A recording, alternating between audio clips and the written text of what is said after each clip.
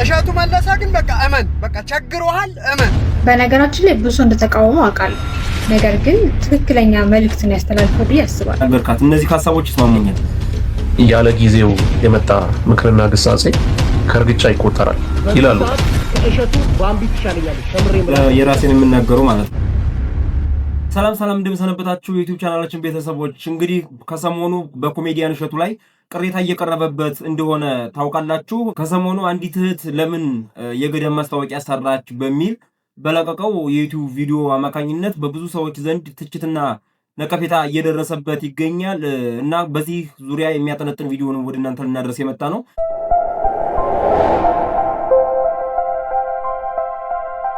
እስኪ በመጀመሪያ እሱ ምን አለ የሚለውን ነገር አዳምጠን ተመልሰን እንመጣለን። ያስደነገጠኝ ነገር ግን በዝሙት ቀስቃሽ ዳንሶቿ የምትታወቅ በዝሙት ቢያልፍልኝ እናንተ ምን ቸገራችሁ የምትል ከባለ ሀብት ጋር የመተኛት እድሉን ባገኝ አይኔን አላሽም እያለች መግለጫ የምትሰጥ ብልቅ ብላ እንዳደገች በይፋ የምትናገር ሴት ለአንድ ድርጅት ሳይሆን ለአንድ ገዳም ማስታወቂያ ሰርተዋት ማየቴ ትንሽ አስደነገጠኝ።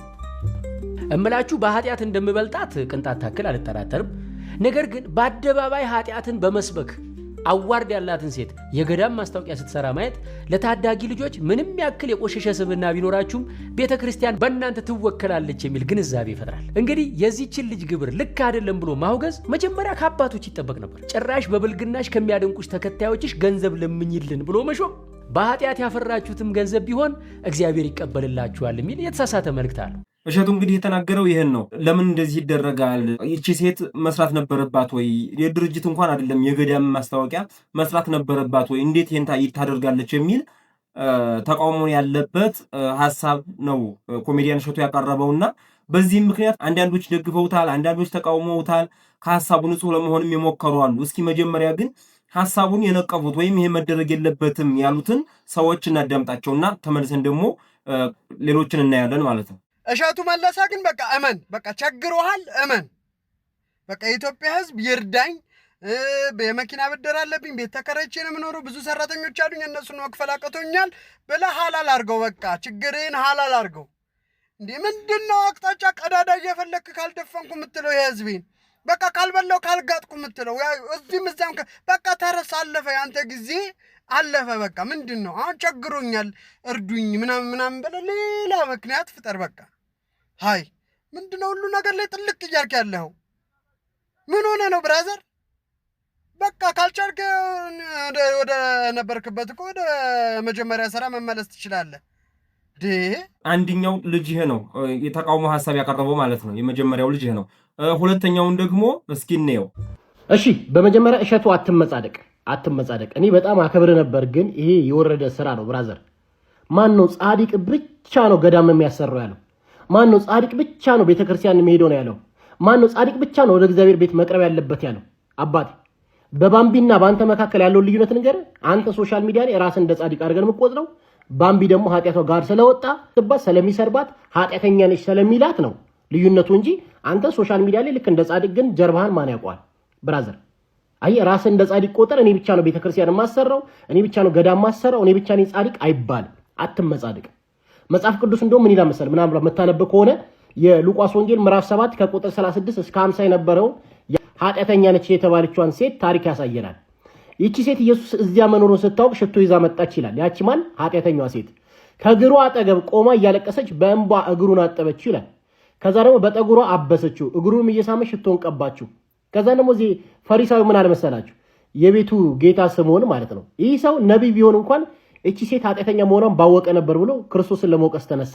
ሉቃስ ወንጌል ምዕራፍ 7 ከቁጥር 48 ላይ ኃጢአትሽ ተሰረይልሻል ብሎ በሰላም አሰናበታት። ማን? ኢየሱስ ክርስቶስ። በጣም በሚገርም ሁኔታ ግን ክርስቶስን የሸጠው አስቆሮቱ ሂዳ በ30 ዲናር ነው። እቺ ሴት በ300 ዲናር ነው ክርስቶስን ሽቶ ገዝታ ያጠበችው። በሽቷ በእንቧ አጥባ ይቅር ተብላ የሄደችውና አባቴ እቺ የክርስቶስን እግር ለማጠብ ሂጅ አልተባለች። አስበው እንግዲህ ገዳም ከክርስቶስ ይበልጣል አይበልጥም? ገባ አይደለ?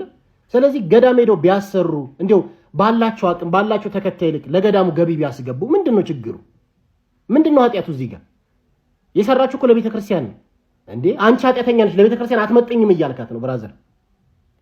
ስለዚህ እንደውም በኃጢያት ውስጥ የወደቁ ከእግዚአብሔር የራቁ ወንድሞቻችንን እህቶቻችንን ወደ ቤተ ክርስቲያን ማቅረብና ወደ ቤተ ክርስቲያን ማምጣት ይበጃል እንጂ በዚህ መልኩ እንደው አሽሙር መናገር ነው፣ ባምቢ መናገር ነው። አሽሙር እየተናገርክ ነው። ቤተክርስቲያን ውስጥ ቁጭ ብሎ የቤተክርስቲያን ገንዘብ የሚበላል፣ የአስራት በኩራት ገንዘብ የሚበላል ቄስ ጠምጥሞ የእግዚአብሔርን ክብር የሚጥስ ስንት አለ። ዲያቆን ነኝ ብሎ ድንግል ሳይሆን በዚህ ሰዓት የሚያስቀድሰው ምን ያሉ ነው? ድንግል ሳይሆን በተክሊል የሚያገባው ዲያቆን ምን ያሉ ነው? ብራዘር እንዲሁ ከዚህ ከባምቢ ይልቅ ቤተክርስቲያን ውስጥ ሆናችሁ ቤተክርስቲያን የምትዳፈሩ አትበዙምን? ራሳችሁን እንደ ጻድቅ እየቆጠራችሁ የሌላውን ሰው በደል ከመልቀም ይልቅ የራስን ኃጢአት ማየት ጥሩ አይመስልም? ብራዘር እቺን ሴት በትህትናና በፍቅር ወደ ቤተክርስቲያን እንድትመለስ ከማድረግ ይልቅ ዊችማ ለገዳም አትመጠንም። ለገዳም አይደለም ለክርስቶስ እግር የመጠነች የክርስቶስን እግር በሽቶና በእንቧ አጥባ ይቅር ተብላ ሄደችው ሴት አለች። አባቴ አጠገቡ ያለው አስቆሮቱ ይሁዳ ማለት ነው ክርስቶስን በ30 ዲናር ነው የሸጠው። ክርስቶስን የሚያውቅ ይሁዳ ክርስቶስን የሚያውቀው ይሁዳ ክርስቶስን በ30 ዲናር ነው የሸጠው። እና እንተሳሰብ፣ አትመጻደቅ። ወንድማችን ሚኮ ደግሞ እንደዚህ ይሄን ብሎ ለኮሜዲያን እሸቱ መልስ ሰጠ። በተቃውሞ ደረጃ ነው አትመጻደቅ ብሎ ነው መልስ የሰጠው። እስካሁን የሰማችኋቸው የተቃዋሚዎቹን ሐሳብ ነው። ለምን ይሄን አለ የሚሉትን ሐሳብ ነው የሰማችሁት። አሁን ደግሞ በመደገፍ የተናገረች አንዲት እህት አለች። እስኪ የእሷን ደግሞ ሰምተን እንመለስ። በነገራችን ላይ ብዙ እንደተቃወሙ አውቃለሁ። ነገር ግን ትክክለኛ መልእክትን ያስተላልፈው ብዬ አስባለሁ። ማንም ሰው ፈራጅ አይደለም። ሁላችንም ከእግዚአብሔር በታች ነን። ሁላችንም ኃጢአት አለብን። ግን ማይሆን ነገር ደግሞ አይሆንም ነው መባል ያለበት።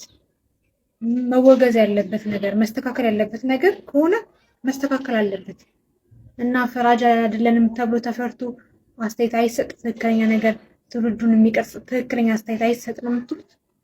እዚህ ጋር ደግሞ ልክ ነው መባል ያለበትና የተናገረው መደረግ ያለበትና ያደረገው። ስለዚህ ልንቃወመው አይገባም። ህገወጥ ነገርን ህገወጥ ማለት አለብን ነው ያለችው እህታችን።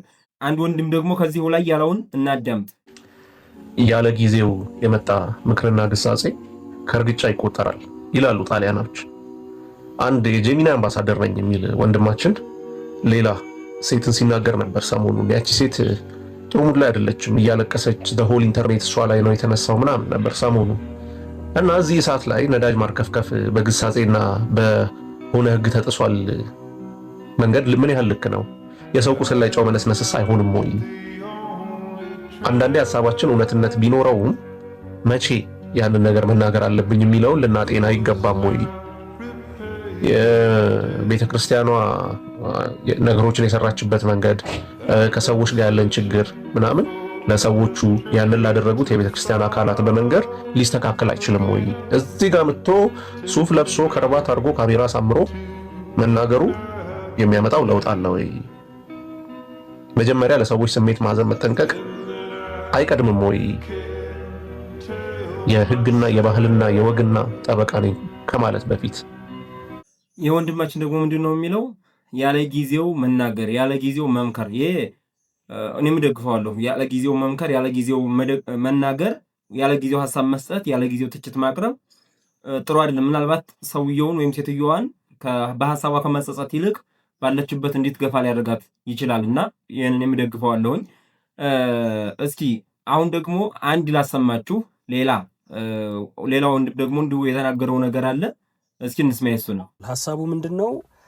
አንዲት በኃጢአት የተጨማለቀች የወደቀች ምንም ጥሩ ነገር የሌላት ሴት ገዳም አስተዋወቀች ነው የሚለው። እንግዲህ ሐሳቡ እኔ ጉዳይ እሱ ላይ አይደለም። ማስታወቂያውን ለምን ልትሰራ ቻለች፣ እንዴት ልትሰራ ቻለች ራሱ መጠየቅ ያለበት አካል አለ። ምክንያቱም ማንነቷን ያላትን ስም ዝናን ተቀባይነቷን ፈልጎ ደግሞ መጥቶ ማስታወቂያ የሰራ አካል ስላለ ማለት ነው። እሱ ላይ ሳይሆን እኔ ማውራት የምፈልገው አሁንም እሸቱ መለሰ ይሄንን ቪዲዮ ከመስራት በፊት ወይም ይሄ ወንድ ልጅ ደግሞ ይሄ አሽሙረኛ ሲሆን በጣም ነው የሚያስጠላው። በቃ ፊት ለፊት እንዳንተ አይነት ፐብሊክ ፊገሮች ሐሳብም ካለ አክሰሱ አለ እሷን የምታገኝበት ማውራት የምትችልበት ምናምን እና መጀመሪያ ቀርበህ እሷን አግኝተህ አውርተሃታል ወይ? ይሄ ነገር ጥፋት ነው ብለህ ካመንክና ጥፋት እንደሆነ ከገባህ ቅድሚያ ከሷ ጋር ማውራት አለብህ። ከዛ ይሄንን ማስታወቂያ ያሰሩትንም አካላት ጠርተህ አንድ ላይ ይቅርታ መጠየቅም ካለበት እንደ ሃይማኖቱ አንድ ላይ ተሆኖ ይቅርታ የሚጠየቅበት ድጋሚ እንደዚህ አይነት ስህተት የማይሰራበትን ነገር ለመፍጠር ሞክረሃል ወይስ የዩቲዩብ መሸቀያ ሐሳብ ስላገኘህ ብቻ ነው እቺ ልጅ ወደ ገበያ ይዛሃት የመጣው? ብዙ ነገሮች ነው ያነሳው። ማለት አንዳንዴ የአንዳንድ ሰዎች ኃጢአት በአደባባይ ተገለጠ ማለት እኛ ጻድቅ ነን ማለት አይደለም። እንዳንተ አይነት ሰዎች ምን አይነት እኔን ጨምሮ ምን አይነት ሰዎች ነን መሰለ? ይሄ መጽሐፍ ቅዱስ ላይ ያለው ታሪክ አለ አይደል? ያቺን አመነዘረች የሚሏትን ሴት ይዘው መጥተው በድንጋይ ሊወግሯት የፈለጉት ክርስቶስ ፊት። እንደዚህ አይነት ማንነት ያለን ሰዎች፣ የሆነ ሰው ወድቆ ከተገኘ ለመውገር ድንጋይ የምናነሳ ማለት ነው። እንደዚህ አይነት ማንነት ያለን ሰዎች ነገ ክርስቶስ ድጋሚ ቢመጣ ከመስቀል ወደ ኋላ አንል፣ እንሰቅለዋለን።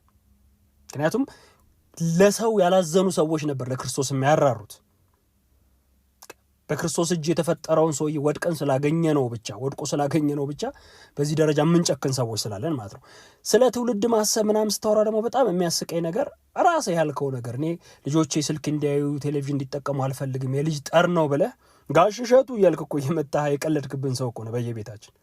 የተናገርከውን እንኳን መኖር ያልቻልክ ሰውዬ ማለት ነው። በዚህ ደረጃ ፐብሊክ ፊገር ነኝ ተደማጭነት አለኝ የሚል ሰው በዚህ ደረጃ የሆነን ሰው ሜንሽን አድርጎ የሆነ ኃጢአቷን ደርድሮ ስሟን ሳይጠቅስ ብቻ አሽሙር በሚመስል ነገር ማውራት በራሱ እንዳልበሰልክ እንዳንተ አይነት ሰው ፐብሊክ ፊገር መሆን እንደሌለበት ሁሉ የሚያሳይ ነው ማለት ነው። ስለዚህ እንደዚህ ያሉ ነገሮችን ከመስራት በፊት እንደ አንተ ስንት ነገር ታዝበናል እኮ። መስማት የማንፈልገውን በትንንሽ ልጆች አንደበት የሚያስደነግጡ ህፃናትን፣ ልጆቻችን ማየት የሌለባቸውን ህፃናት እኮ ሾህ ላይ አቅርበህ እኮ ስንት አሸማቀህናል እኮ። ስንት ነገር ሰምተን የለ እንዴ? ስንት ነገር ታዝበናል እኮ። ስለ ገዳም መርዳት ካወራህ እኮ እዚህ ሀገር ስንት መረዳት ያለባቸው አንድ ቀን ማስቀደሻ ያጡ ገዳማት ያሉበት እልፍ ገዳማት ባሉበት ሀገር እኮ አሜሪካ ድረስ ሄደን ገዳም ካላሰራን ብላችሁ እኮ ስንት ተአምር ታሪክ ስትሰሩ የነበራችሁ ሰዎች እኮ ናቸው። እንደ ሴት ደግሞ ሚስት አለ፣ እናት አለ፣ እህት አለ። እቺ ልጅ ቀረብ አድርጎ ማናገር ነው። በጣም የበሰልኩ ነኝ የተማርኩ ሰው ነኝ ምናምን የምትል ሰው አይደለም። የእናንተ መማር የእናንተ መብሰል ምኑ ጋር ነው? ካልተማረው የግንዛቤ ጥረት ካለበት ሰው ጋር እኩል ሰው የምትጨፈጭፉ ከሆነ የእናንተ ፐብሊክ ፊገርነት ምንድን ነው ጥቅሙ? ነጠላ ጣፍቶ ወይም የሆነ ቆብ ደፍቶ ወይም የሆነ ነገር አድርጎ ወይም የእናንተ ሃይማኖተኝነት ለሶሻል ሚዲያው ብቻ ነው? የእናንተ ፈራሃ እግዚአብሔር ሶሻል ሚዲያ ላይ ብቻ ነው? የታይታ አትኖሩትም? እንግዲህ የሁሉንም ሀሳብ ሰማን። በመሰረቱ እኔ የራሴን የምናገረው ማለት ነው ምናልባት ያለ ጊዜው ለምን እገርካት አንድ፣ አሁን ደግሞ መጨረሻ የተናገረው ልጅ ለብቻዋ በነገርካት፣ እነዚህ ሁለቱ ሀሳቦች ይስማሙኛል። ለብቻዋ በነገርካት አንድ፣ ሁለተኛ ያለ ጊዜው ለምን ተናገርካት፣ እነዚህ ሀሳቦች ይስማሙኛል። ከዚህ ውጭ ያሉት ሀሳቦች ግን በተለይ የነቀፉት ሀሳቦች አይስማሙኝም። ለምሳሌ ብዙ ጊዜ የሚጠቀሰው ባለሽቷዋ ማርያም ወይም ይቺ ዝሙተኛ የነበረችዋ ሴት መታ እንውገራት ወይ ብለውት ኃጢአት የሌለበት ይውገራት አላቸው። እንግዲህ አሁን ይሄ ነገር ኃጢአት ስንሰራና በደል ስንሰራ ይጠቀሳል። እንደው አንድ ሰው እንደውም ኃጢአት ሰርቶ ስለ ኃጢአቱ ሲተቹት መሸሸጊያ ይችን ጥቅስ ያደርጋል። አንተ ማንህና አንተም ኃጢአተኛ ነህ። አዎ እኔም ኃጢአተኛ ነኝ። ኃጢአተኛ መሆኔ እኮ እኔም ትክክል አይደለም። አንድ ሰውን ተቸው ሲተቸው አንተ ኃጢአተኛ ሆነን ለምን ትተቸዋለህ መባል የለበትም። እሱም ኃጢአተኛ መሆኑ ትክክል አይደለም። ለምስ አሁን ይሄ አንተ ላይ ያለውን ጉድፍ አንተ ላይ ያለውን ግንድ ሳታይ ወንድም ላይ ያለውን ጉድፍ ለምን ታወጣለህ ማለት እኮ አንተ ኃጢአተኛ ለምንድን ነው ይሄን የምታደርገው ለሚሉ ሰዎች እኔ ኃጢአተኛ አይደለሁም እናንተ ኃጢአተኛ ናችሁ ብለው በሰዎች ላይ ለሚፈርዱ ሰዎች ነው። ራሳቸው ኃጢአተኝነታቸውን እያመኑ የሌሎችንም ኃጢአት እንዲተው የሚያደርጉ ሰዎች እኮ ይህ አይመለከታቸውም። ለምንድን ነው ሩጠን ሄደን የምንደበቀው? ይህች እህታችን በመጀመሪያ ምንም በቃ በሰራችው ስራ ጥሩ ስራ ነው፣ መንፈሳዊ ስራ ነው የሰራችው፣ ምንም ጥፋት የለባት። መጀመሪያ አባቶች ናቸው። አባቶች ይሄ መደረግ የለበትም ይሄ መሆን የለበትም በዚህ ደረጃ ብለው ማድረግ የነበረባቸው እነሱ ናቸው። ከዛ ግን ገዳሙ የሆነ ነገር እንዲያገኝ የሆነ ነገር ተብሎ ታስቦ ሰራች፣ አለቀ። መዘንጋት የሌለበት ግን ይችን እህት ስለ ኃጢአቷ ትናገሯት፣ ስለ ኃጢአቷ ትውቀሷት፣ ኃጢአት የሌለበት ይውገራት ነው ካላችሁ ይቺ ኃጢአት የሌለበት ይውገራት ተብሎ እንደተነገረችው እንደዛች ሴት ይችም እህት ሁለተኛ ወደ ኃጢአት መመለስ የለባትም ማለት ነው። ሁለተኛ ወደ ኃጢአት መመለስ የለባትም። በዛው ባለችበት ለምሳሌ ያቺ ሴትዮ ኃጢአትሽ ተሰረየልሽ፣ ሁለተኛ እንዳትበዲ በሰላም ሂጂ አላት። ተመልሳ እንኳን ሄደ ኃጢአት ሰርታ ከሆነ በዛው ቀርታለች እንጂ ክርስቶስ ሁለተኛ ማራት የሚል አልተጻፈም። ለምንድነው ኃጢአት አትስሩ ለሚለው ንግግር ኃጢአት የሌለባት? ይሄ ነገር እያደገ ነገ ሰባኪያን ቤተክርስቲያን ላይ ኃጢአት መስራት ክልክል ነው፣ መዘሞት ክልክል ነው፣ መስረቅ ክልክል ነው ሲሉ እኮ ለምን ይሄን አላችሁ ተብለው እኮ ሊከሰሱ ነው ማለት ነው ሰባኪያን ነገር። ለምን በዚህ እናመካኛለን? እኔ የተናገርኩት አሁን እህታችንን አይደለም። አሁን ኮሜዲያን እሸቱ ምን ብሏል? እኔ በኃጢአት ልበልጣት እችላለሁ እንደምበልጣትም አልጠራጠርም ብሏል። ይሄን ብሎ ግን ተናገረ። አሁን አንድ ኃጢአት እንደ ግል ሲሰራና እንደ አደባባይ ሲደረግ ይለያያል። ለምሳሌ አንድ ሰው ኃጢአት ተሰራ የሚባል ለምሳሌ አሁን አንድ ሰው ጾም ሻራ የሚባለው ለምንድን ነው? ምግብ ስለበላ ነው እንዴ? አይደለም። በማይበላበት ሰዓት ስለበላ ነው አይደለ? አሁን አንድ ኃጢአት እናንተ ስታስቡት እና ሰውን ስታሳስቡበት ይለያያል። አንድ ኃጢአት እናንተ ስትሰሩትና ሌሎችም እንዲሰሩ ስታደርጉ ይለያያል። አንድ ኃጢአት እናንተ ስትናገሩና ሌሎችም እንዲናገሩ ስታደርጉ ይለያያል። ኃጢአቱ ከፍና ዝቅ የለውም ማለት ያንኛው ኃጢአት ከፍ ያለ ነው ይሄኛው ኃጢአት ዝቅ ያለ ነው ብሎ ማወዳደር አይቻልም ማለት ነው እንጂ እኔ ራሴ ብቻዬን ስጠፋና ሰው ይዤ ስጠፋ እኮ ይለያያል። በፍጹም አይገናኝም። እንዴት ብሎ ሁለቱ አሁን አንዳንድ እህቶች አንዳንድ ወንድሞቻችን በአደባባይ እነሱም ከመጥፋት አልፈው ይዘው ይጠፋሉ፣ እነሱም ከመውደቅ አልፈው ይዘው ይወድቃሉ። ሰው የሚወድቀው በጆሮው ሰምቶ ይወድቃል፣ በአይኑ አይቶ ይወድቃል፣ በስሜቶቹ ይወድቃል፣ በተለያየ መንገድ ይወድቃል። ስለዚህ ከታናናሾቹ አንዱን የሚያሰናክል ይላል። ማሰናከል ራሱን ተሰናክሎ ሰውንም ማሰናከል ይሄ እኮ ትልቅ ጥፋት ነው። ደግሞ ምንድነው ካህናት የሉም እንዴ በቤተ ክርስቲያን ውስጥ ሆኖ ገንዘብ የሚበሉ ጳጳሳት የሉም እንዴ ምናምን ተብሎ ማንኛውም ሰው ሊጠቀስ ይችላል። ግን ይሄ መልስ አይሆንም። እነሱም ትክክል አይደሉም፣ ይሄኛውም ኃጢአት እየሰራ ያለውም ትክክል አይደለም፣ እየተወቀሰ ያለውም ሰው ትክክል አይደለም፣ ኃጢአቱ ያልታወቀበትም ሰው ትክክል አይደለም። አንዳንድ ጊዜ ተው ማለት ያስፈልጋል። ምናልባት ሁለት ወንድሞች የተናገሩት አንደኛ ለብቻዋ በነገርካት እሷን ማናገር የምትችልበት ሁኔታው ነበረ የሚለውና ሁለተኛ ደግሞ ያለ ጊዜው ለምን ተናገርካት የሚለው ብቻ ነው እንጂ ከዛ ውጭ መናገሩ ምንም ኃጢአትና በደል የለውም። ምንን ለመናገር ማለት ነው። ምክንያቱም ይሄንን ነገር ለምንድን ነው መሆን የለበት? አሁን ነገ ህፃናቱ፣ ነገ ወጣቶቹ፣ ነገ ለአቅመ ሔዋን ያልደረሱት እህቶችና ወንድሞች ምንድን ነው የሚሉት? ነገ ከፍ ለማለት ምን ማለት አለበት ብለው ያስባሉ ማለት ነው። ከፍ ለማለት በቃ በዚህ አይነት መንገድ መኬድ አለበት። በቤተ ክርስቲያን ተቀባይነት ካገኘው ይህን መናገር እንደ ኃጢአት ካልተቆጠረ ወይም እንደ በደል ካልተቆጠረ እኔስ ይህን ነገር ብሰራው ምን ችግር አለው ብሎ እንደፈለገ የሚዘል ይሆናል። ይሄኛውስ ብሰራ ምን ችግር አለው? ይሄኛውስ አንዳንድ ሰው ስለ ሃይማኖት ያላውቅም ይልና ኃጢአተኛ ነህ ሲባል ግን ጥቅስ መጥቀስ ይጀምራል። አላውቅም ብለህ የለም እንዴ? ምናልባት እስኪ ሂስትሪዋን ግቡና ህይወት ሲሉ ነበረ የዛችን እህታችንን ማለት ነው። ሂስትሪዋን ገብታችሁ ሂስትሪዋ ላይ ምናልባት የነውር ቪዲዮ የነውር ንግግሮች ምናምን ተለቀው ይሆናል። እነዛም ያንን የነውር ንግግር የሚናገሩትም ሰዎች ትክክል አይደሉም። አንድን ኃጢአት በሌላ ኃጢአት መሸፈን አይቻልም። እኔ ሰረኩኝ አይደል? እኔ ስሰርቅ ኧረ ወዲያ የባሳል አይደለ የውዛ ገሌ ሁለት ሴቶች ይዞር ብዬ በሱ ኃጢአት ለመደበቅ መሞከር አይቻልም። ጭራሽ አይፈቀድም። እኔም እንደ ኃጢአት እሱም እንደ ኃጢአቱ ነው። እልቅንስ ሲናገሩኝ ኃጢአትን ማቆምና መበደልን መተው ነው ያለብኝ። ይልቅ እኔ አንተ ሰርቀሃል ስባል የእንትን አልኩኝ የኔም ኃጢአት ትንሽ አይደል የገሌ ኃጢአትን አታዩም ብዬ አልኩኝ። አየችሁ? ስለዚህ ተጠያቂው እኔ እየሆንኩ መጣሁ ማለት ነው። የራሴን ኃጢአት ከመተው ይልቅ የሌሎችን ኃጢአት በማስታወስ የኔ ኃጢአት እንዲረሳልኝ የማድረግ ሂደት ተቀባይነት የለውም። እንደውም እህት ወንድሞች የምነግራችሁ ይሄ ቪዲዮ የሚደርሳችሁ ከሃይማኖት እያስወጣን ያለው ይሄ ነው። ቅጣለባ አለባበሳችን፣ ቅጣለባ ንግግራችን፣ ዝሙት አይነት ሂደታችን፣ ስርቆታችን፣ የድብቅ ኃጢአታችን፣ የአደባባይ ኃጢአታችን፣ በደላችን ይሄ ወጥቶ ወዴት እየወሰደን ያለው? ወደ ማንፈልገው እምነት ወደ መቀየር መንገድ እየወሰደን ያለው ይሄ ነው። በዚህ ደረጃ እንድትረዱ ትፈልጋለሁ። አመሰግናለሁ።